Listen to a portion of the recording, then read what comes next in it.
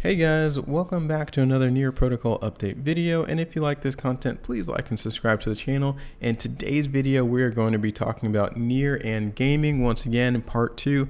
I thought the first addition to this blog series was actually very informative, and like I said in my last video, I think GameFi in the blockchain and crypto is just going to take off in the future. I think Web2 gaming, especially with all the microtransactions that they are making people pay for now, you can't just pay for an entire game up front. You have to pay for additions, and they nickel and dime you. I think GameFi, where you can play on the blockchain, you can earn things and then swap it out for real money, crypto or money, I think that is just going to have multiple implications that the current game developers, they're not ready yet unless they start moving over and developing games on Web3, which I think they need to, in my personal opinion.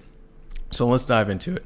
Near and gaming, the part 2. So alongside with DeFi and NFT, Web3 gaming is proving to be one of the most vibrant and creative spaces in crypto, from play to earn titles. And like I said, it's all evolving right now. OP Games is arguably one of the most successful as of right now, building on the Near, and we can check it out if we click on it. OP Games. The games you love reimagined, and it's a place where game developers can come to build and develop the future of Web3 gaming. And all you have to do is come here, and they make it easy for people to build and develop just very easy play to earn games. And like I said, I think that this will take off in no time.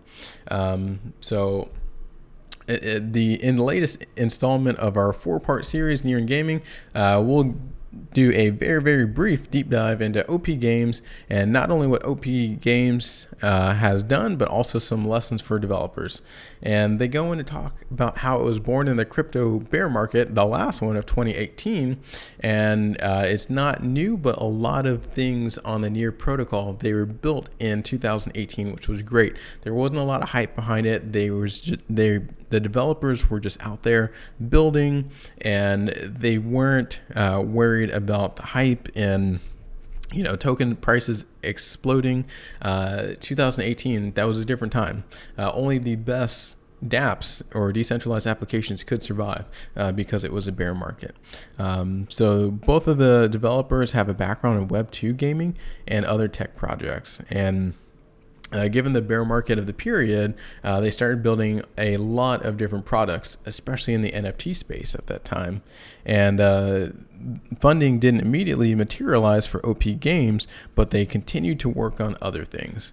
Building OP Games for other game developers. So during 2018-2019 crypto downturn, OP Games received grants from a few different entities, and they realized very quickly that they have to be modern in terms of what they're building, so that they can't still continuously create something even though it's at a much slower pace. So that's one thing that they took in mind.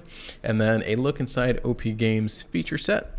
So after pivoting into Web3 games, OP Games began developing its first feature, which is the tournaments.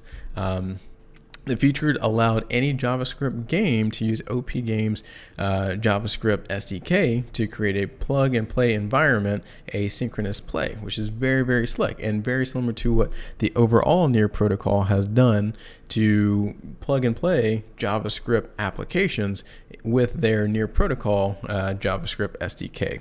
So OP Games next created Arcadia Fun, which is a Web3 arcade where game designers could load their games using an SDK.